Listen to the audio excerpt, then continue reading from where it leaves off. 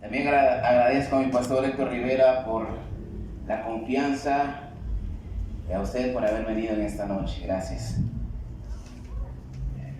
Esta noche, si trajo su Biblia, por favor, ábrala en el libro de Colosenses. Colosenses capítulo 2, versículos del 8 al 15. Para empezar en esta noche, no sé si usted ha visto en alguna oportunidad en las redes sociales, ya sea en Instagram, en Facebook, en esas redes que usted maneja, de repente aparecen imágenes religiosas, imágenes que representan a Jesús. Y usted sabe que el Señor te guarde, que el Señor te bendiga y que si confías en Dios, dale like o deja tu comentario y vas a recibir una noticia bonita, etc. Pero hay una imagen que estuvo siendo viral en algún tiempo donde está el diablo de rojo y está el Señor Jesús. Y la imagen muestra a Jesús y al diablo haciendo un pulso, o como dicen en México, una vencida. Y el título de la imagen es: ¿a quién le da la victoria? Si le das like, Jesús va a ganar. Y toda la gente tenía miles de likes. Entonces, ¿por qué le menciono esto? Porque a veces al diablo se le da el poder que no tiene. Se le atribuye más poder del que se le ha entregado. A veces tenemos un concepto del diablo muy equivocado y podemos cometer el error de ponerlo al nivel del mismo Dios, al nivel del Señor Jesucristo, y creemos de que el diablo es un polo opuesto a Dios. Así como, por ejemplo, si usted ha visto de repente en las caricaturas, en las series animadas, de que ponen a Dios y al diablo como dos seres iguales, que simplemente son enemigos y se están atacando, pero la realidad es de que no es así. Hace quizás un par de semanas, en el carnaval de Río de Janeiro, se hizo viral un video donde sale alguien representando a Jesús y bastantes carros alegóricos o carrozas llenas de demonios gigantes representando al diablo y haciéndole burla al Señor. Y casualmente en esos días también hubieron catástrofes de la naturaleza, hubieron deslaves, caminos se derrumbaron, hubieron muchas cosas, y la gente atribuía de que porque se había burlado del Señor Jesús en ese carnaval, estaba ocurriendo todo esto. Pero la verdad, mis hermanos, es de que sea como sea la realidad, el diablo no tiene más poder que el Señor Jesús. ¿Cuánto lo entienden? El diablo es un ser derrotado desde un inicio. El diablo es una creación de Dios que después se revela. Pero lo triste que es, como cristianos le demos más poder al diablo del que no tiene. Le atribuimos un poder al diablo que nunca tendrá, donde le podemos comparar con el mismo Dios soberano. Y la realidad, mis hermanos, es de que el diablo no tiene poder, pero sí tiene armas eficientes para tratar de desviar nuestra fe en Jesucristo.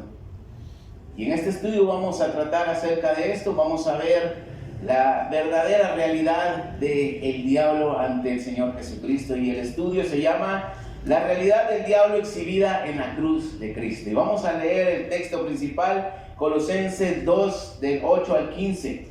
Dice de la siguiente manera: mirad que nadie os engañe por medio de filosofías y huecas sutilezas, según las tradiciones de los hombres, conforme a los rudimentos del mundo, y no de Cristo, y no según Cristo, porque en él habita corporalmente toda la plenitud de la deidad, y vosotros estáis completos en él, que es la cabeza de todo principado y potestad. En él también fuisteis circuncidados con circuncisión no hecha a mano, al echar de vosotros el cuerpo pecaminoso carnal, en la circuncisión de Cristo, sepultados con él en el bautismo, en el cual fuisteis también resucitados con él, mediante la fe en el poder de Dios que le levantó de los muertos, Y a vosotros, estando muertos en pecados y en la circuncisión de vuestra carne, os dio vida juntamente con él, perdonándoos todo pecado, anulando el acta de los decretos que había contra nosotros, que nos era contraria, quitándola de en medio y clavándola en la cruz. Y despojando a los principados y a las potestades, los exhibió públicamente, triunfando sobre ellos en la cruz. Amén. Vamos a orar en esta noche. Te damos gracias, Señor, por la bendición de escuchar tu palabra una vez más. En esta noche yo te pido la gracia y el favor del Espíritu Santo, mi Señor, para que me guíe en esta noche, Señor, y pueda hablar con claridad el mensaje de tu palabra, mi Señor. Ayúdame, Señor, a no hablar pensamientos propios, cosas erróneas, equivocadas, sino que hablar tu palabra, Señor. Dame dirección, dame respaldo divino en esta noche. En el nombre de Jesús te damos gracias, y la iglesia dice un fuerte amén. Amén. La realidad del diablo exhibida en la cruz de Cristo. Y en primer lugar quiero ver un ataque a la fe cristiana. Ahora, el libro de Colosenses, o la epístola de Colosenses, el autor es el apóstol Pablo, escrita en el año 62 después de Cristo, alrededor o aproximadamente. Desde la cárcel en Roma él escribe, o él la redacta, con el propósito de encarrilar una vez más o hacer entrar en razón a los colosenses que estaban siendo atacados en su fe en Cristo Jesús. La iglesia surgió durante los 3 años de ministerio de Pablo en Éfeso, alrededor del año 55. Epafras creyó a la predicación de Pablo en Éfeso y, conviccionado, el Señor Jesús lo transformó, lo cambió, y él regresa a su ciudad natal, Colosas, y empieza a compartir su fe en Cristo. Probablemente fue Epafras el que fundó la iglesia bajo la dirección de Pablo. Ahora, el motivo de esta carta, mis hermanos, es porque el mismo Epafras va a visitar a Pablo en la cárcel y le lleva la noticia de que la fe de ellos está siendo atacada por diversas doctrinas. Los colosenses ahora eran cristianos, estaban siendo persuadidos y atrapados bajo el ascetismo, el gnosticismo y el judaísmo. Vamos a leer Colosenses 2:8 una vez más. Mirad que nadie os engañe por medio de filosofías y huecas sutilezas, según las tradiciones de los hombres, conforme a los rudimentos del mundo y no según Cristo. La versión Septuaginta de este texto dice: mirad que nadie os prenda por la filosofía y vana falacia, según la tradición de los hombres, según los principios del mundo y no según Cristo. Ahora, el ataque contra la fe de los colosenses en esa época era real. Ellos tenían una fe en Cristo Jesús, ellos habían nacido de nuevo, pero el ataque hacia su fe sí estaba siendo demasiado y estaba siendo real, y eso era un problema. Ahora, la iglesia en Colosas no tenía un problema interno entre los hermanos que tenían diferencias, tenían problemas entre ellos, habían quejas unos contra los otros. No era este el problema, como en Corinto o como también pasaba con los filipenses, sino que el problema era de asuntos externos que trataban de desviar y afectar la fe de ellos en Cristo Jesús. Ahora, estas cosas que trataban de desviar a su fe en Cristo eran la filosofía, la influencia judaizante, la adoración a los ángeles, búsqueda del conocimiento pleno y el ascetismo, como lo mencionaba anteriormente. Y estas cosas, aunque suenan diferentes y quizás sí tienen un poco de variante, tenían una cosa en común, y era hacer ver a las personas que Jesucristo no era suficiente para la redención, para la salvación y para la explicación de las cosas creadas. Ahora, quien está detrás de todo esto es el mismo diablo, porque su arma más eficiente desde el inicio de su existencia es el engaño. Por eso Pablo en el versículo 8 del capítulo 2 dice: mirad que nadie os engañe. El interlineal griego bizantino del versículo 8 dice: estén viendo que ninguno de ustedes sea llevado cautivo como botín. Mirad, o estad viendo que ninguno de ustedes sea llevado cautivo como botín. Y esta palabra engaño en griego que Pablo está usando se traduce como arrebatar, llevado lejos, esclavizar, despojar y robar. Prácticamente y en pocas palabras, Pablo les está diciendo que estén atentos y que nadie les quite esa fe que un día ellos empezaron a tener en Cristo Jesús. Que su fe en Cristo no sea arrebatada por el diablo. Porque el trabajo del diablo, mis hermanos, al no poder eliminar el plan de salvación por medio de Cristo Jesús, intenta y quiere detener la evangelización y la expansión de la fe en el Hijo de Dios. Al ver el diablo que no tiene poder suficiente para vencer a Jesucristo y evitar que fuera a la cruz y muriera por nosotros, lo que hace ahora es evitar o quiere detener la evangelización. Que esa fe se expanda, que esa fe empiece a nacer en la gente que escucha el mensaje de Dios. Entonces, mis hermanos, el mensaje es claro de parte de Pablo. Y hoy en día sigue siendo un mensaje claro y dirigido a todo cristiano que quizás está batallando en su fe, cuando ésta empieza a menguar, cuando está a punto de convertirse quizás en un hereje y empieza a dudar en la divinidad o en la plenitud de Cristo Jesús. Hoy en día el más interesado en que el mundo no conozca de Cristo y su soberanía es el diablo.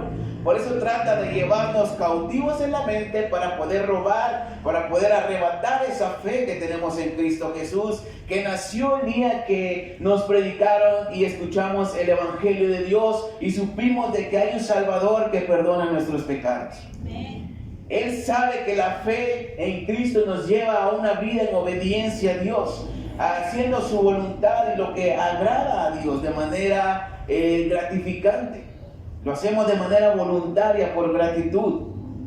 Por eso el diablo quiere engañarnos para arrebatarnos esa fe y robarnos esa fe y evitar que compartamos el Evangelio y que la gente ya no se salve ni siga creyendo en Jesús como el Hijo de Dios. Ese es el principal objetivo del enemigo. El diablo sabe que le queda poco tiempo. Por eso, ante la impotencia de verdadero poder que tiene, solamente recurre a su arma más eficiente, y esto es el engaño. Y a veces se le hace fácil o se la dejamos fácil.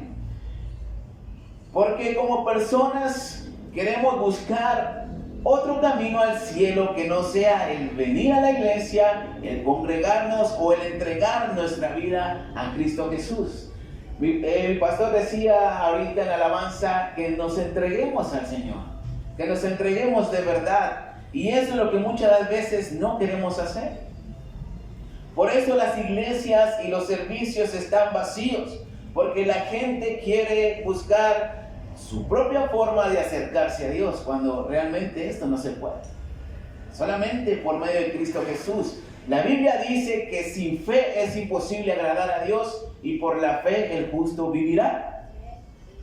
Y esta carta fue escrita a una iglesia que su problema ya empezaba a nombrarse como la herejía de los colosenses. Y esto es algo que llama la atención. Hoy en día podemos caer ante el engaño de Satanás. El volvernos herejes es tan fácil que a veces podemos serlo sin darnos cuenta. Por eso la importancia de esta carta a los colosenses, porque en ella Pablo deja claro cuál es el único camino y la forma de tener comunión con Dios a través de Cristo Jesús. En segundo lugar, quiero ver las armas engañosas del diablo.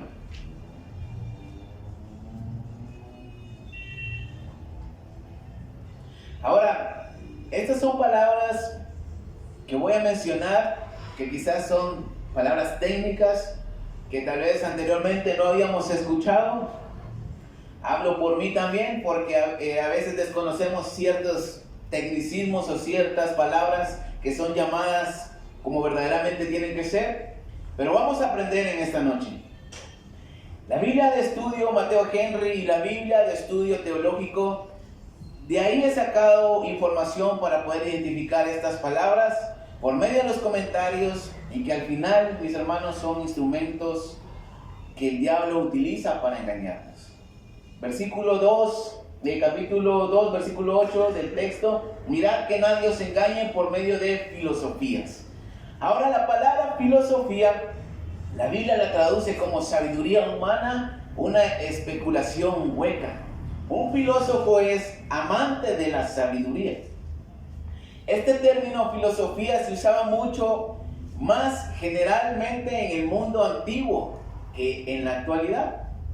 Y es que los filósofos eran la mayoría falsos maestros, e incluso algunos magos o hechiceros también se les consideraba filósofos, porque tenían una jerga, un vocabulario filosofal que apantallaban a los demás.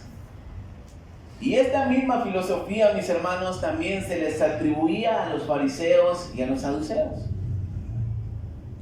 Ahora, con esto no se condena el conocimiento ni la sabiduría, pero este tipo de filosofía que habla el apóstol Pablo va en contra de Jesucristo y del evangelio proclamado. Ahora, una realidad es que un amante a la sabiduría, un filósofo, puede caer en el egocentrismo,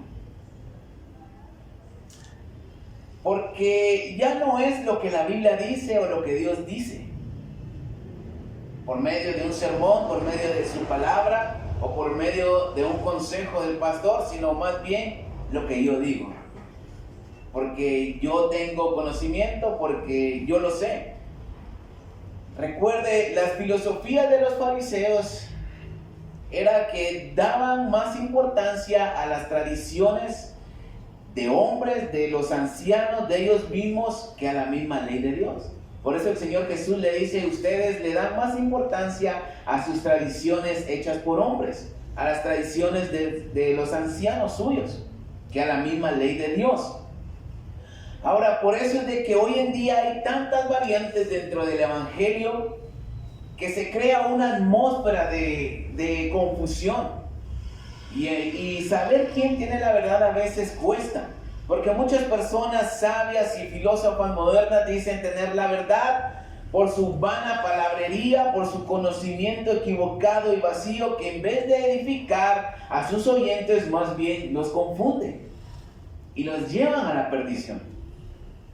Por eso cristianos son desviados de su fe en Cristo Jesús por recibir consejos de este tipo de gente que nunca tienen un fundamento bíblico, sino que su fundamento principal es su propia sabiduría. Por eso nosotros, mis hermanos, no debemos abrir nuestros oídos a este tipo de gente, a esos videos cristianos que no edifican, que solo confunden, porque están llenos de humanismo, llenos de sabiduría humana y no de la palabra de Dios. Una vez más, capítulo 2, versículo 8: mirad que nadie os engañe por medio de filosofías y huecas sutilezas. Ahora, esto se puede decir como deseos engañosos, huecas sutilezas, deseos engañosos que no tienen provecho y solo traen decepción. Ahora, esta misma palabra se usa también en Mateo 13:22, cuando el Señor Jesús está hablando acerca de la parábola del sembrador y empieza a interpretar esta parábola, y empieza él a decir de que cuando la palabra de Dios es sembrada en alguna persona, pero los deseos mundanos y el deseo de riquezas empiezan a ahogar el mensaje y no da fruto. Esta misma palabra se utiliza aquí. Aquí podemos hablar del gnosticismo, que es la creencia que todos los seres humanos contienen una parte de Dios en su interior que ha caído del mundo inmaterial a los cuerpos humanos. Y la idea principal del gnosticismo es que no se salvan aquellos que tienen su fe en Cristo Jesús, sino aquellos que tienen el conocimiento introspectivo de lo divino, que es un conocimiento mayor a la fe. Una vez más, ponen primero esto que la fe en Cristo Jesús. Entonces, el mensaje es que tratan de desviar nuestra fe en Cristo. Al tener bastante conocimiento de lo divino, de lo sobrenatural, quizás tener cierto tipo de revelaciones. Y hoy en día, mis hermanos, hay muchas herramientas teológicas, si así se pudieran llamar, para saber más acerca de la Biblia, de su origen, de todo relacionado con la palabra de Dios. Pero a veces esas herramientas que son edificantes pueden llevar a la gente a desviarse del propósito verdadero y terminan creyendo cosas que solo los llevan a alejarse del Señor Jesús y perder la fe. Muchos llegan a una conclusión, y lo he leído en algunos libros, de que gente dice que Jesús no es un Mesías, sino que simplemente es un maestro revolucionario y rebelde de su tiempo. Niegan la divinidad de Jesús y creen que por ese conocimiento están asegurando un lugar en la eternidad. Hay tantos videos hoy en día en el YouTube, en las redes sociales, que le sacan un significado a cada palabra bíblica y terminan literalizando o espiritualizando todo, no entendiendo el verdadero mensaje de la palabra de Dios. Y sacan de contexto un texto de la Biblia. Pero como Pablo dice, huecas sutilezas que no son de provecho, más bien desilusionan a la gente. Por eso es de que la gente anda confundida. Ahora imagínense, un cristiano con poca lectura y poco estudio de la palabra de Dios y escuchando este tipo de mensajes, por eso es de que a veces andan creyendo en cualquier cosa. No sé si le ha tocado hablar con gente que de repente a veces le empiezan a mandar videos que no tienen nada que ver con la Biblia, que no tienen nada que ver con el cristianismo, pero ciertos videos o ciertas palabras de alguien empiezan a generar dudas en su mente. Por eso es de que ya ni vienen a la iglesia a veces. Una vez más, capítulo 2, versículo 8. Mirad que nadie os engañe por medio de filosofías y huecas sutilezas, según las tradiciones de los hombres, conforme a los rudimentos del mundo y no según Cristo. Tradiciones de hombres. Esto era parte de los judíos que querían una vez más regresar a los cristianos gentiles o enseñarles acerca de la circuncisión literal, acerca de la ley de Dios, que participaran en sus fiestas solemnes establecidas en la ley. Pablo siempre tuvo esta oposición de parte de esta gente religiosa, de estos judíos, pero él simplemente empieza a proclamar el evangelio de Cristo. Versículo 16. Por lo tanto, nadie os juzgue en comida o en bebida, o en cuanto a días de fiesta, luna nueva o días de reposo. Todo lo cual es sombra de lo que ha de venir, pero el cuerpo es de Cristo.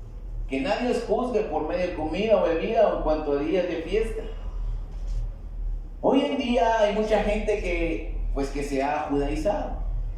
He conocido un par de personas que antes eran cristianas y ahora tienen juntas pues con estos judíos, con estas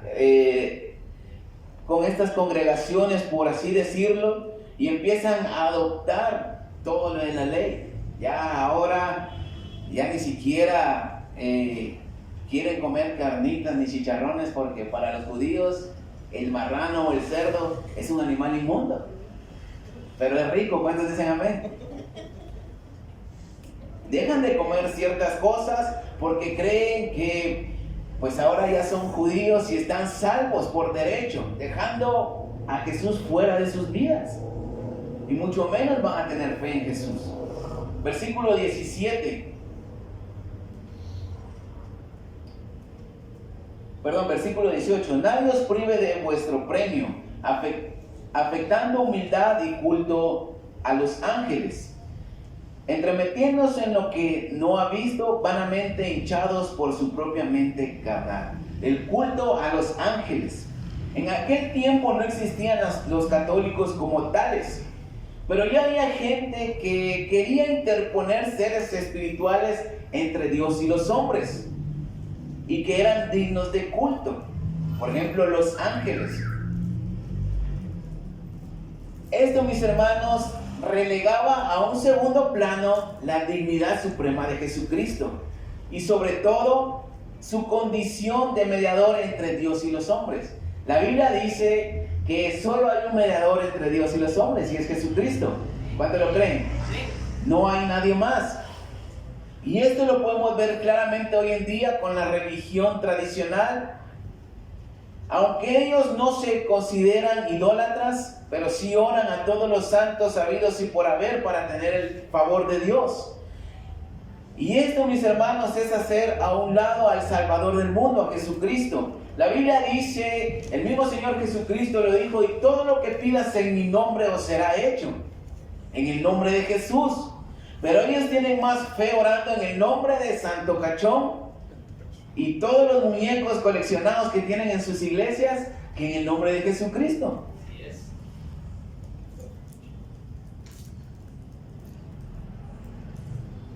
También podemos hablar del tarot, del ocultismo y de muchas cosas que hacen a un lado al Señor Jesucristo creyendo que esto nos va a dar una relación con Dios. Ahora, una de las cosas que más me da tristeza en lo personal es saber de personas que un día estuvieron acá en esta iglesia y que hoy en día están comprando turnos para cargar. Eso me da mucha tristeza, de verdad. Como le decía a un amigo en una ocasión, quizás está mal, pero preferiría verlos tomando, drogándose, que cargando una procesión, una manda, porque vuelven quizás a lo tradicional. No sé cómo una persona que un día sirvió al Señor termine así. Pierden su fe en Jesucristo. Ahora, en vez de confesar sus pecados al Señor Jesús, que los puede perdonar, prefieren ir a cargar una manda más pesada porque son bien pecadores y quieren ser perdonados por medio de esto. Versículos 20 al 23. Pues si habéis muerto con Cristo en cuanto a los rudimentos del mundo, ¿por qué, como si vivierais en el mundo, os sometéis a preceptos tales como no manejes, ni gustes, ni aun toques, en conformidad a mandamientos y doctrinas de hombres, cosas de todo, que todas se destruyen con el uso? Tales cosas tienen a la verdad cierta reputación de sabiduría en culto voluntario, en humildad y en duro trato del cuerpo, pero no tienen valor alguno contra los apetitos de la carne. A esto le podemos llamar ascetismo. Y el ascetismo, mis hermanos, es el ejercicio y práctica de un estilo de vida austero y de renuncia a placeres materiales con el fin de adquirir hábitos que conduzcan a la perfección moral y espiritual. Una vez más, dejando a un lado la fe en Cristo Jesús. Otra doctrina en la que la intención es dejar a un lado el sacrificio de Cristo y el regalo de la gracia y poner su fe en las buenas obras, en su forma de vivir, en ciertas abstinencias que ellos van a tener. Pero Pablo dice, mis hermanos, en Efesios 2:9, que no es por obras para que nadie se gloríe, es por medio de la gracia. ¿Cuántos lo creen? Además, vamos a ser realistas, somos seres imperfectos y fallamos. El libro de Isaías dice que nuestras mejores obras para Dios son como trapos de inmundicia. Ahora, lo mejor que nosotros podamos hacer para Dios no es nada. O sea, somos seres imperfectos. La traducción viviente del versículo 23 dice: podrán parecer sabias, pero exigen una gran devoción, una religiosa abnegación y una severa disciplina corporal.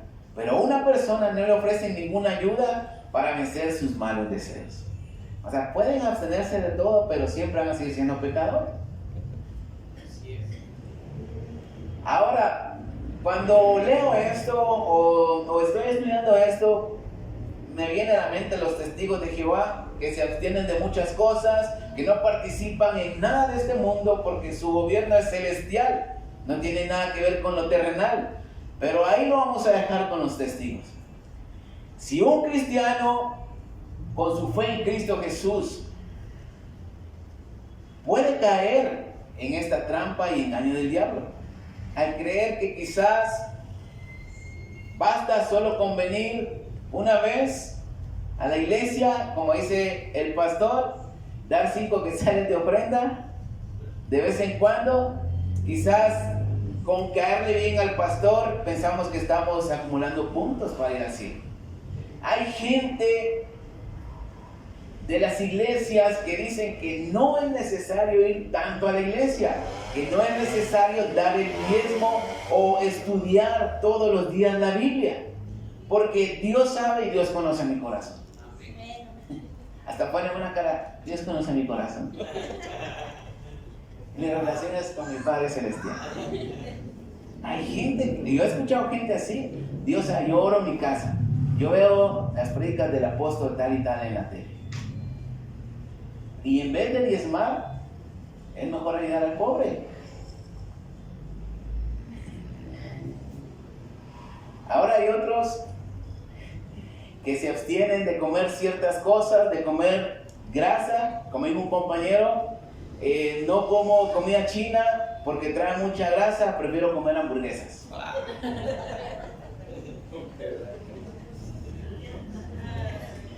Y con Isaí nos la apuramos ese día, lo estuvimos molestando porque dijo este comentario. Mucha gente se mantiene en el gym porque quiere cuidar su cuerpo, porque es el templo del Señor. Para esto, mis hermanos, es mejor que nos abstengamos del chisme, de la hipocresía, de la tibieza, de la avaricia y de muchas cosas espirituales que nos afectan. Por muy guapos que seamos, inteligentes, limpios, bien educados, buena onda, necesitamos a Cristo Jesús para entrar al cielo. No hay otra forma. Ahora, estas cosas que mencioné son armas que el diablo usa para que caigamos en su engaño. Todas estas cosas fueron creadas para hacernos creer que al practicarlas vamos a tener un lugar en el cielo y tendremos la salvación y redención de nuestra alma. El diablo quiere robar nuestra fe en Cristo Jesús, cambiándola por religión, por trampas y engaños. Todas estas cosas quieren ocupar un lugar que solo le corresponde al Hijo de Dios. Pero el diablo, mis hermanos, ha quedado expuesto públicamente cuando Cristo murió en la cruz y resucitó al tercer día. En tercer lugar, quiero ver un diablo sin poder y desenmascarado ante la cruz. Colosenses 2, del 13 al 15. Y a vosotros, estando muertos en pecados y en la incircuncisión de vuestra carne, os dio vida juntamente con él, perdonándoos todos los pecados, anulando el acta de los decretos que había contra nosotros, que nos era contraria, quitándola de en medio y clavándola en la cruz. Versículo 15. Y despojando a los principados y a las potestades, los exhibió públicamente, triunfando sobre ellos en la cruz. El propósito de Pablo al escribir esta carta era recordarle a los colosenses que Jesucristo es superior a cualquier creencia, doctrina o religión practicada en ese tiempo. Y hay varios puntos a resaltar en ese texto acerca de Jesús. Primero, en relación con el Padre. Jesús es la imagen perfecta de Dios. Es creador y cabeza de todo el universo. Colosenses 1, 15 al 17. Una hoja atrás. Él es la imagen del Dios invisible, el primogénito de toda creación.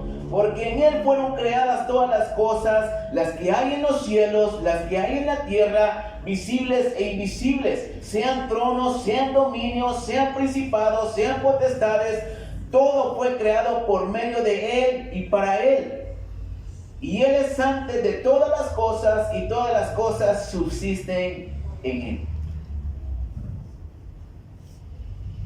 Él es la imagen perfecta de Dios.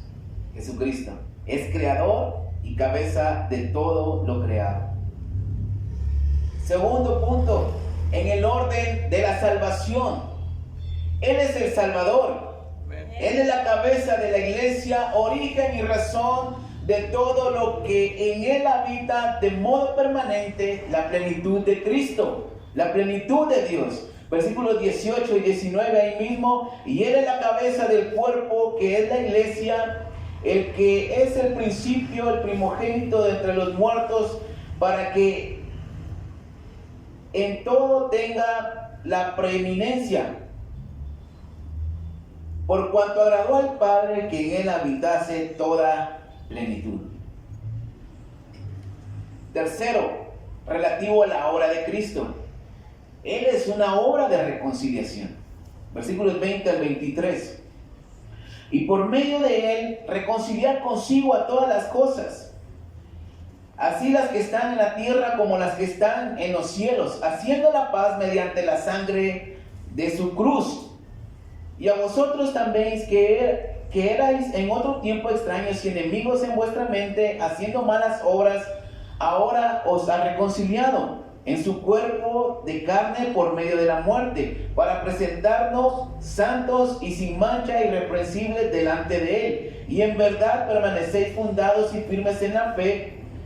Si en verdad permanecéis fundados y firmes en la fe, y sin moveros de la esperanza del Evangelio que habéis oído, el cual se predica en toda la creación que está bajo el cielo, del cual yo, Pablo, fui hecho ministro. Y finalmente, en cuanto a su gloria, Cristo es exaltado sobre la filosofía, exaltado sobre el legalismo, que es el judaísmo y la ley, exaltado sobre el gnosticismo y exaltado sobre el ateísmo. Aleluya. Ascetismo, perdón. Eso lo podemos leer, lo puede leer en su casa, el capítulo 2 completo, del 1 al 23. Y ahí se va a dar cuenta por qué Pablo le dice a ellos que se guarden de las filosofías y las huecas sutilezas y las tradiciones de hombres que no son según Cristo. Pero el texto clave en esta noche, mis hermanos, es versículos 13 al 15, lo vamos a leer otra vez.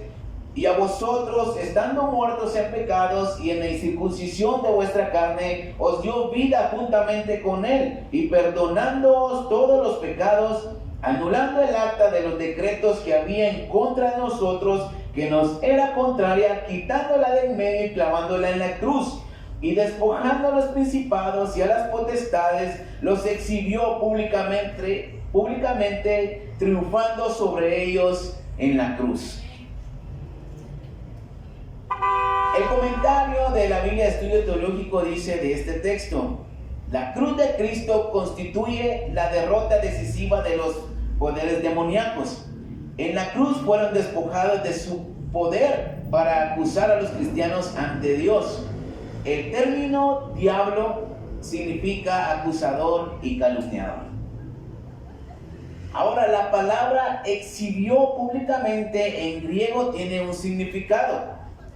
Y esto es maltratar públicamente, exponer desgracia pública, exhibir como un vencedor exhibe a sus cautivos o trofeos en una procesión triunfal, como lo hacían los romanos.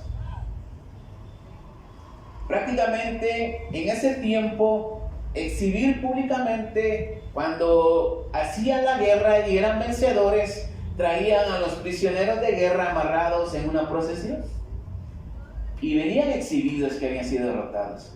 De esta manera, mis hermanos, Cristo Jesús, al morir en la cruz, los exhibió públicamente y les quitó ese poder para acusarnos delante de Dios, porque en Él ahora tenemos perdón.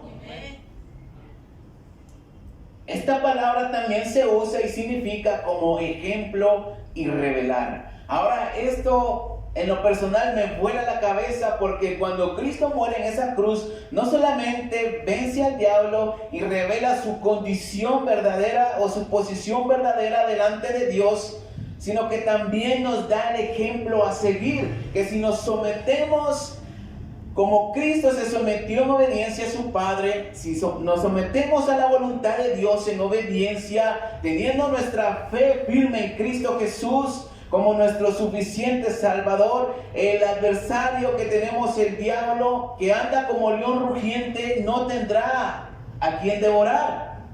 Y la Biblia dice que si hemos cometido pecado, abogado tenemos para con el Padre a Cristo Jesús, que nos puede perdonar. O sea que prácticamente todas las acusaciones que el diablo tenía en nuestra contra, todas nuestras equivocaciones, nuestros errores, nuestras malas decisiones, toda nuestra vida que era desagradable para Dios, mis hermanos, que nos era contraria, esto era válido para el diablo y venir a acusarnos delante de Dios, y esto nos hacía merecedores del infierno y de una condenación, mis hermanos, eterna. Pero ahora Cristo Jesús borró esa acta de decretos en contra de nosotros, la clavó en la cruz, prácticamente la hizo pedazos, se olvidó de ella y nos dio una nueva vida. Nos ha redimido por medio de su sangre, nos ha redimido por medio de esa muerte en la cruz. Y ahora, mis hermanos, si hemos cometido pecados, Dios nos puede perdonar una vez más por medio de Cristo. Por eso es de que el diablo ya no tiene poder. Ahora, la realidad es de que el diablo no está al nivel de Dios. El diablo es un servidor más, como cualquier creación más. El diablo es un servidor de Dios. No está al nivel de Dios y jamás lo estará. Porque Dios es un Dios todopoderoso, como decía la alabanza, no hay nadie como Él. No tiene comparación, no tiene adversario ni enemigo que le haga frente. La Biblia dice que en la batalla final del Armagedón, cuando Jesús venga en su gloria con todo su ejército, que ahí vamos a venir usted y yo, la Biblia dice que Él ni siquiera va a tener que pelear contra el diablo, porque simplemente de su boca sale poder como una espada y hiere a todas las naciones y lanza al lago de fuego al diablo y a todos sus demonios. Ni siquiera tiene necesidad de luchar. Simplemente abre su boca el Señor Jesús y vence. Eso lo puede leer en Apocalipsis 19, del 11 al 21, lo puede leer en su casa. Para concluir en esta noche, la realidad del diablo ante la cruz de Cristo es que no tiene más poder que el que Dios le ha dado.